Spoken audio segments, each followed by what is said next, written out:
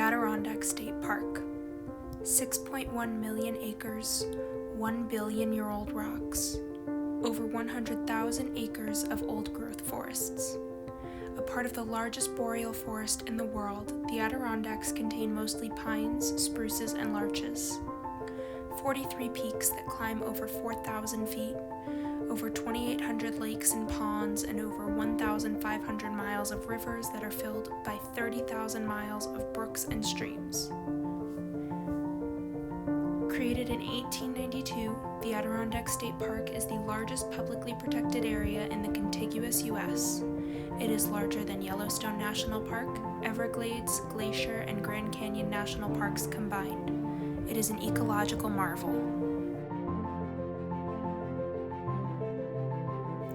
The Adirondack Park was originally home to the Mohawk, the Iroquois, the Oneida, and the Algonquin tribes and peoples. The Adirondack region was ideal for hunting, fishing, and other resources. The area was officially named the Adirondacks in 1838 by Ebenezer Emmons, a geologist. Emmons was appointed as one of the 4 head geologists of the Geological Survey for New York State in 1836.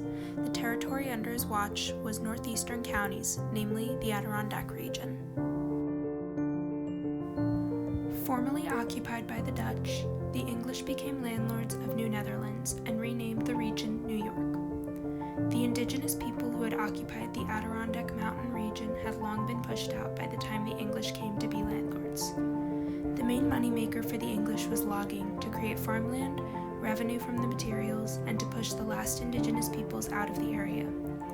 In addition to the lumber industry, the tanning, paper, and charcoal industries, all pulling resources from the Adirondack region, were creating deep ecological harm, depleting watershed woodlands, reducing soil use, creating erosion and flooding.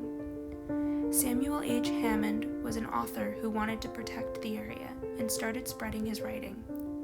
Author Verplanck Colvin took Hammond's ideas and wrote about them, and spent 30 years in the Adirondacks surveying the area. He used his findings to try to get the legislature to protect the area. In 1892, the bill was passed and the park was established. The Adirondack State Park contains numerous IUCN categories depending on the region of the park. Overall, it is a Category 5. It is a protected landscape/seascape. To quote IUCN, a protected area where the interaction of people and nature over time has produced an area of distinct character with significant ecological, biological, cultural, and scenic value, and where safeguarding the integrity of this interaction is vital to protecting and sustaining the area and its associated nature conservation and other values. End quote.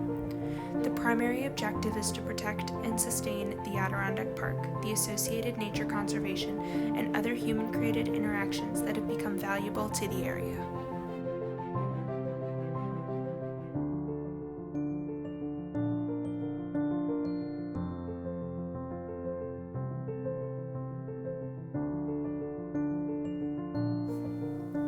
According to ADK Action, an organization devoted to protecting the Adirondack State Park, every year 190,000 tons of road salt are used just in the Adirondack Park. This leads to serious water contamination. The state of New York uses 2.5 times more salt per lane mile than county and municipal road maintenance. The state only maintains 1/4 of the roads in the Adirondack Park, but runoff from the state roads contributes to the majority of the water contamination in the park. ADK Action sponsored a study by Paul Smith College Adirondack Watershed Institute in 2019. The study tested 500 wells in the park downhill from state roads. 64% of the wells' sodium levels were higher than the federally recommended limit. This is a health hazard for people with high blood pressure or other health issues. It also becomes a cost to people who have to buy bottled water, replace pipes, drill new wells, etc. According to Columbia Climate School, once salt is introduced into an ecosystem, there is no good way to remove it, making it an unrelenting problem. Chloride is found to be toxic to freshwater ecosystems, impacting growth and reproduction of species, food sources, and hinders osmoregulation in amphibians. Indirect threats of the water pollution in the Adirondacks would be road salt in the rest of the state that is also seeping into the park. An underlying cause of this would be the mismanagement of the amount of salt being used. The state is using much more salt on the state roads than local road crews use on local roads.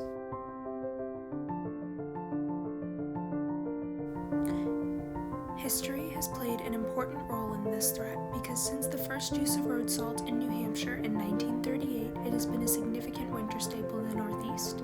It is cheap and effective, so there has been no desire to find a more sustainable alternative.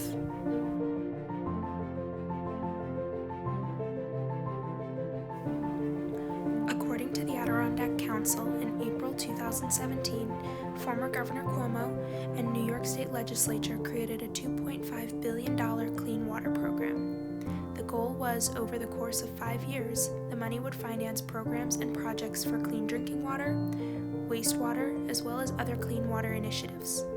In 2019, an additional $500 million was authorized for this. Because the Adirondacks are so vast and problems as well as management styles differ from area to area, a universal planning tool has not been described. At the moment, the only boat inspection in the entire park is in one body of water called Lake George. Lake George is a well-known tourist area in the southern part of the park. There is a large lake and a lot of recreational activities in the town. At the moment, Lake George is the only body of water with a mandatory boat inspection to prevent aquatic invasive species.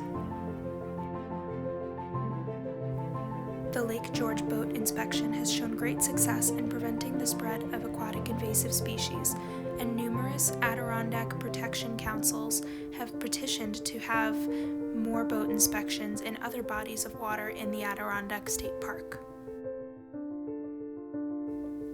To combat the damage that has been done, numerous councils and organizations exist that are fighting for the well-being and protection of the Adirondacks and rallying people to join in this fight.